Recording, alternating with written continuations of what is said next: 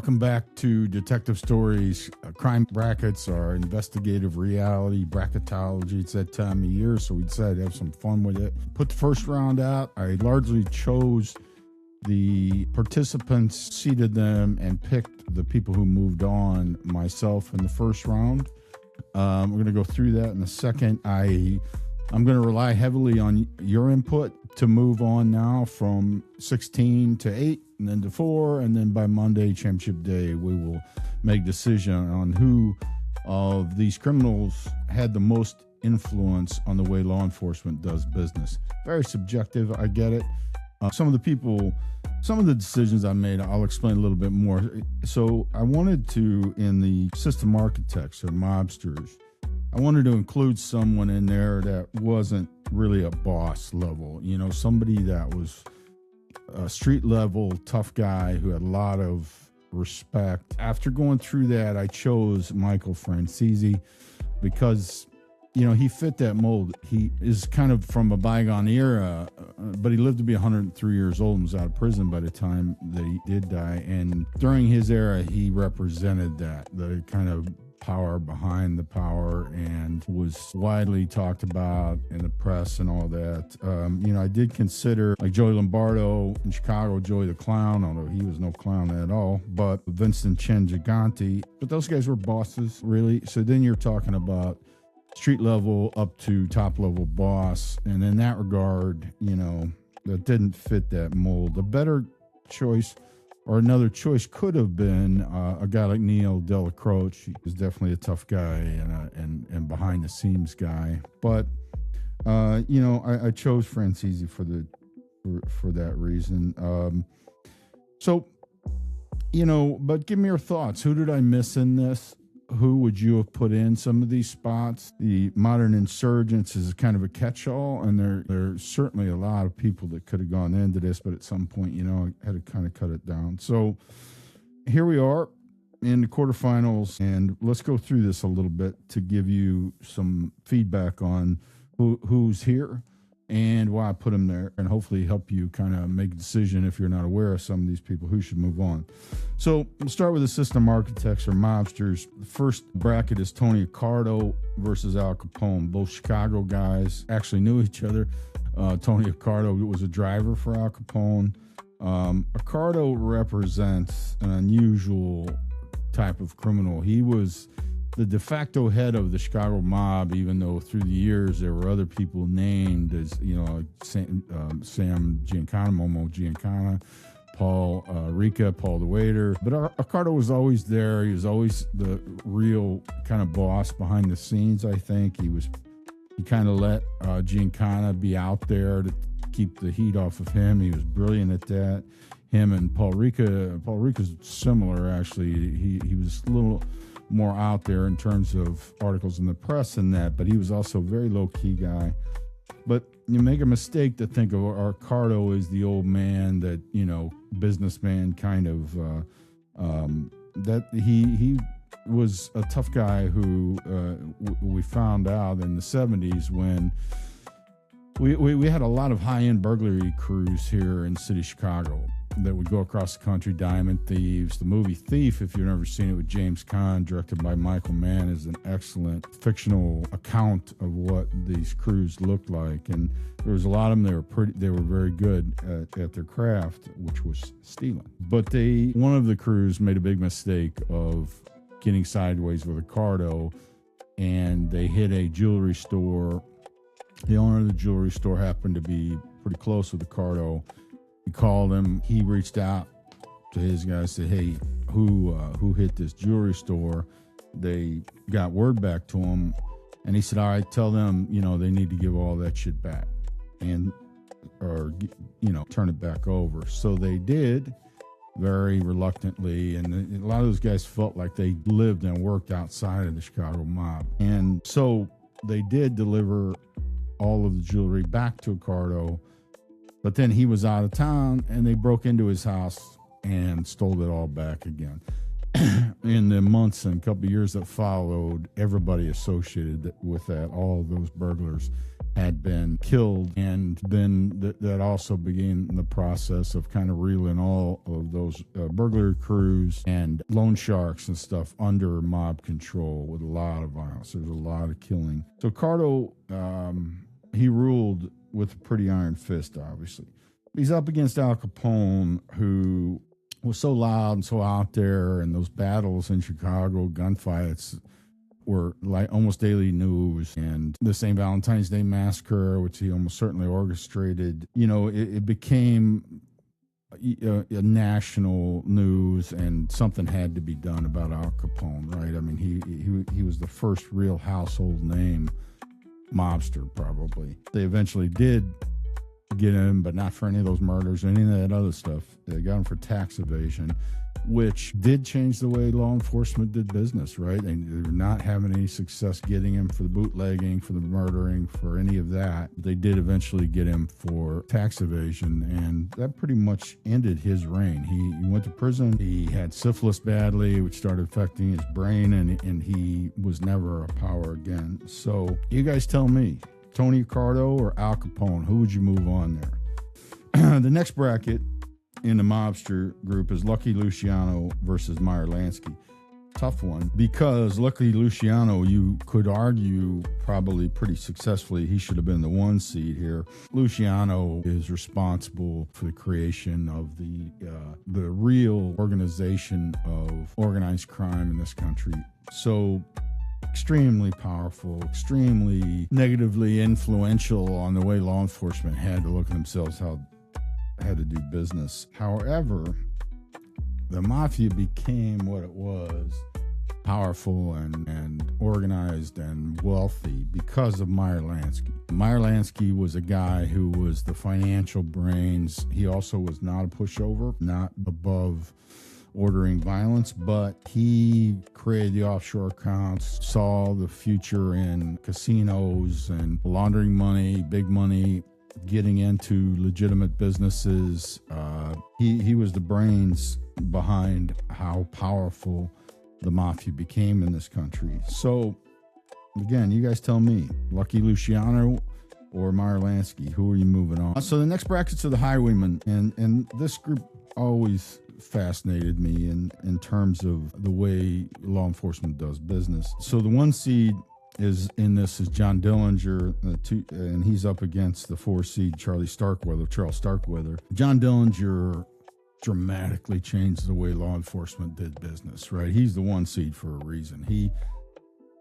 There was no radio contact between law enforcement agencies. There was real strict jurisdictional issues. There was no way for departments to really talk to each other, and Dillinger exposed that weakness dramatically, because he would travel all over the Midwest and the Far West and rob banks. He learned from an old timer in prison how to really make it a craft, and how to practice, and how to time it, and how to know who had guards, who didn't. One of my favorite stories, because I was born there, is that the guy that taught him to rob banks told him never rob a bank in Terre Haute, Indiana. And especially at the start of the Depression, Terre Haute, Indiana had some of the wealthiest banks in the Midwest. It was a railroad hub, kind of a central hub for farming money. But the problem with Terre Haute, Indiana is, and it's a little bit still this day, my friends in Terre Haute will attest to this, there are railroads everywhere. There is not a lot of underpasses in the city of Terre Haute. So especially in, the very early 30s, you could never count on, as Dillinger was instructed, an escape route not being stopped by a train. And Dillinger never did. He robbed banks in towns and smaller cities in the area, but he never robbed a bank in Terre Haute. He took down big scores, too. He hit banks for $40,000, $50,000, $100,000 at a time where people like Bonnie and Clyde, I think their biggest score they took down was maybe $2,000, or a little more, maybe $2,500. They were almost more spree killers than the type of bandit that John Dillinger was. He's up against Charlie Starkweather, which is an interesting case study. A lot of people are not going to probably remember Charles Starkweather, but he is the guy that Springsteen based the Nebraska album on, the movie Badlands with Martin Sheen, the movie California with Brad Pitt, the movie Natural Born Killers with Woody Harrelson. All of those modern cultural things are kind of based on Charlie Starkweather's very short spree killing. He met a girl, they were bored, and they kind of took off across Nebraska and Dakotas. They did some robberies, but mainly they just killed some people and made the entire country stand on end. Like, this is mid 50s, late 50s, and because you never knew where they were coming next. It was kind of like very similar to Bonnie and Clyde, except Bonnie and Clyde actually got a lot of media attention. So did Dillinger, but there wasn't the kind of media that it just didn't exist in that time. There's newspapers, really, a radio in Dillinger's Bonnie and Clyde's time. By the time Charlie Starkweather comes along, there's television. Charlie Starkweather is the first of the real spree killers that was just that. And there have been others. The DC Snipers, another example of one. LA policeman who went rogue.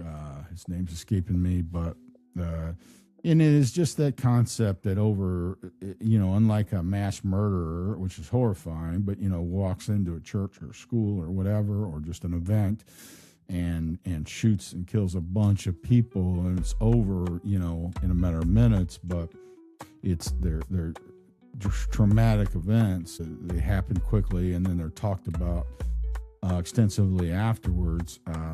Spree killers create this huge amount of anxiety and stress for the country, because you kind of never know where they're going to strike next. You never know where they're going to end up next. The rumors hit, they're not in custody, they're actively moving, being violent, and so it forces law enforcement to do a bunch of things that they had not done before: coordinate, communicate,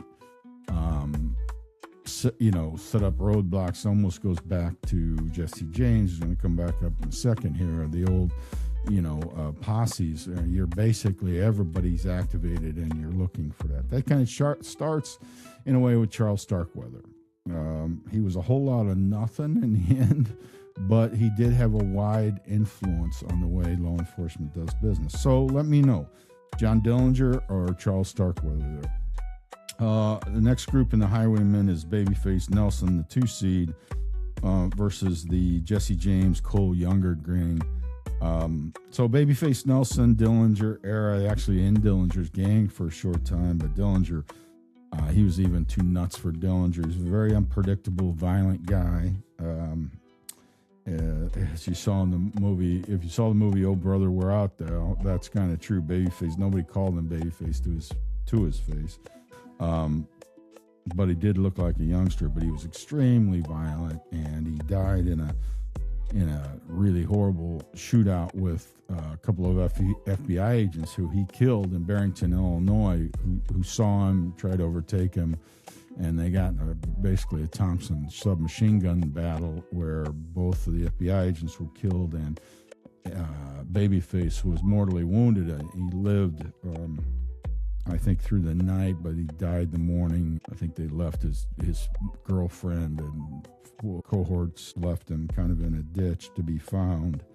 But before a short period of time, he made a lot of noise and scared the hell out of a lot of people, and law enforcement really had to react, because much like Bonnie and Clyde, less like Dillinger, who, he was a violent guy, but saw himself as a professional bank robber first. Babyface Nelson was just a wide-eyed killer, robbing banks and causing mayhem.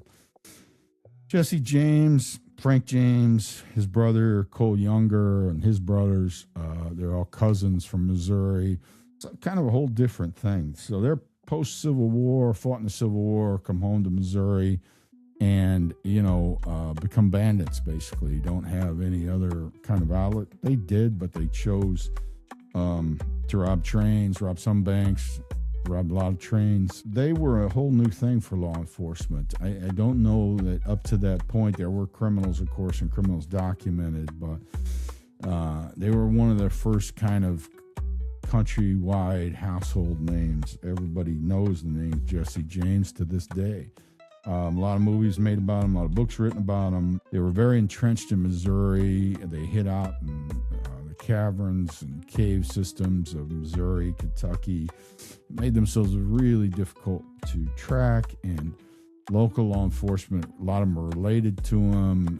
Post-Civil War, they just weren't going to be cooperative with anybody, and there wasn't a national law enforcement structure, really. So the railroads actually got together and hired the Pinkerton private investigative agency to send investigators to track down the James and Youngers, which eventually they were able to do. They kind of got coerced, paid off, got a deal for Bob Ford, who was in Jesse's gang, to kill Jesse. Frank James went to prison for years, got out, lived out his days without further crime, kind of as a carnival act, sort of showing, hey, come see Frank James. And Cole Younger, who was shot 11 times in the Great Northfield, right in Northfield, Minnesota, where the town knew they were coming and shot him up. Jesse was the only guy, I think, not wounded, but Cole Younger lived, though. I don't know how many bullets he had. I think it shot 11 times in that thing, but he may have been shot 5 or 6 times before that.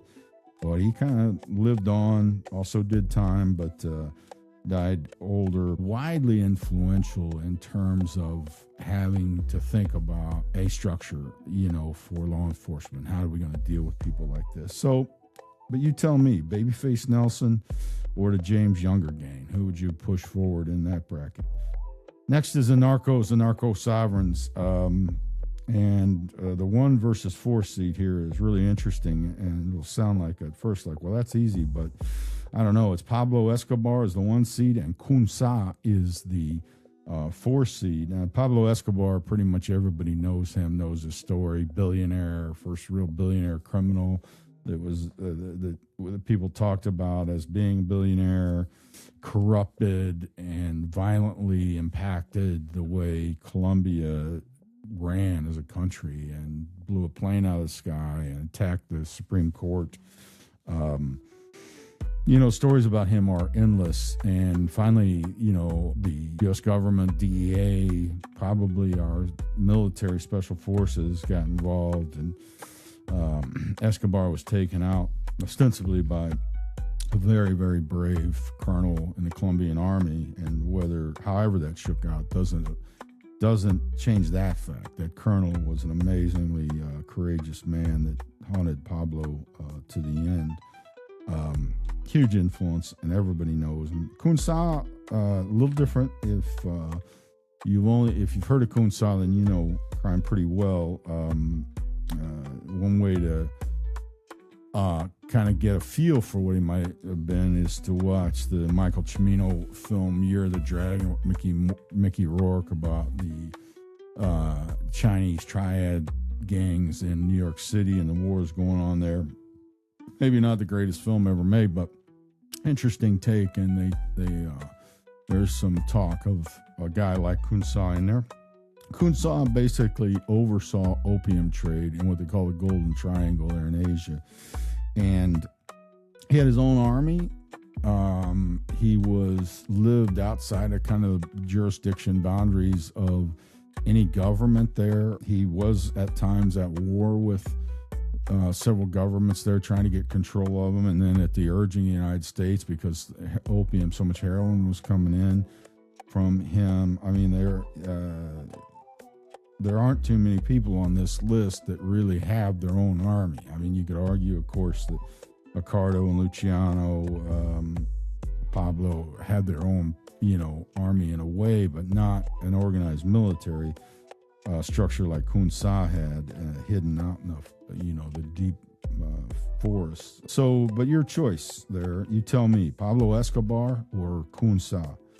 The next bracket is the 2 versus 3, another really interesting, tough one. El Mayo Zambada, El Mayo, king of the Sinaloa cartel, the kind of quiet, almost Tony Accardo kind of guy behind El Chapo Guzman. And that's kind of the reason I put El Mayo here instead of El Chapo. I did hear back, like, how can El Chapo not be on there? Well, because in my mind, and the intelligence that I know of, El Mayo was the power behind all of that with the Sinaloa cartel. And the Sinaloa cartel, huge, powerful, violent, a lot of money. He ends up in a plane, and not by his choice, I'm quite sure, and taken in custody in El Paso, El Mayo Zambada. But he's up against Miguel Angel Felix Gallardo. If you don't know that name, you probably haven't seen the show Narcos Mexico. It's a good show. Felix Gallardo was the power base behind the cartels. He corrupted government officials, local officials there. He kind of roped in all of the cartels to work together. He dramatically changed the way United States law enforcement dealt with the narcos, specifically because of one event. In some fashion or another, either very directly or was responsible for the death of DEA agent Kiki Camarena, who was kidnapped, tortured, and murdered.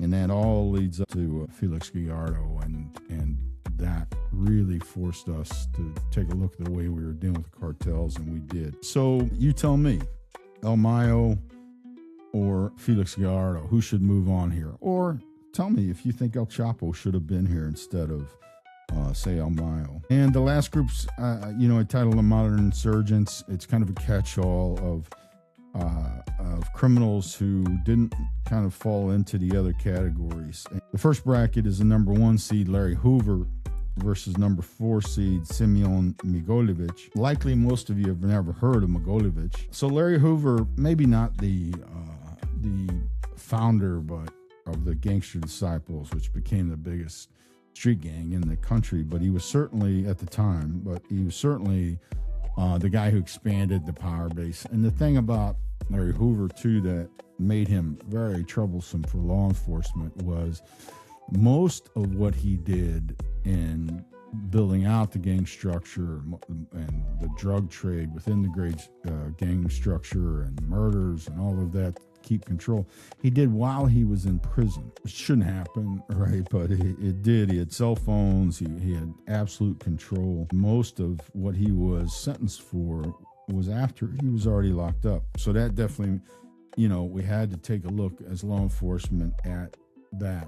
Like, just because someone is locked up for their crimes does not mean their influence stops, right?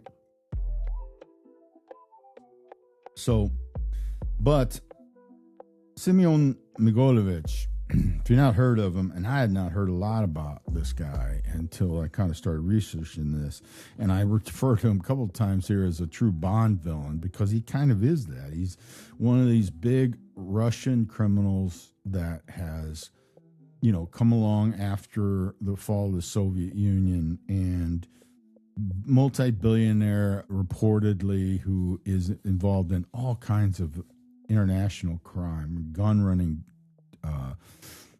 drug running, major arms deals to countries, and legitimate businesses, buying up property, buying up commercial real estate. And he basically has kind of national immunity in Russia. So even though there's a big reward, he's on the FBI's most wanted list. Nobody has gotten near him. So you guys tell me, Larry Hoover or Semion Mogilevich, who would you move on there? And the last bracket is another guy that widely influential when he was in the prison system, scary guy, and that's Barry the Baron Mills, who was one of the leaders of the Aryan Nation, white supremacist group, and inside the prison systems largely, but also outside. He was a terrible concern for law enforcement, especially inside the prison system. Many murders for control, wide influence on drug trade outside of the prison system. Well, he was at times in a supermax. So he's another guy that made us really take a hard look at the way we did business. And then the number 3 seed, Bernie Madoff, pretty much everybody knows his name, of course, the white-collar criminal. And he embezzled, Ponzi schemed, hundreds of millions of dollars. I don't know if anybody knows the actual number of people out of money, life savings. It wasn't just all wealthy people and celebrities. There was people who had their pension funds impacted. He died in prison, but he's the kind of guy that doesn't fit the structure of most of these other criminals on here, but these white-collar guys get away with a lot, and Bernie Madoff really pushed out that envelope and made us look at, the way the SEC worked, the way the FBI investigated these, and even local, New York City financial crimes people. So you tell me, Barry Mills, leader of the Aryan Nation, or Bernie Madoff, the shining example of white-collar crime. Shining bad example. So there you have it. Please let me know. Appreciate it. Check us out on our Patreon. Join if you can. We really appreciate it. Hit the like and subscribe button. We got podcasts coming out soon. We just had Michelle Wood, Marco Garcia. That was a great episode. A lot of fun. And we got former chief of detectives coming out next one. We just recorded that the other day. So hit us up. Again, hit me in the comments with who your picks are, or email me if you like, mike@detectivestory.net. Very simple. Thanks again. Have a great day. Take care of yourself. Take care of each other.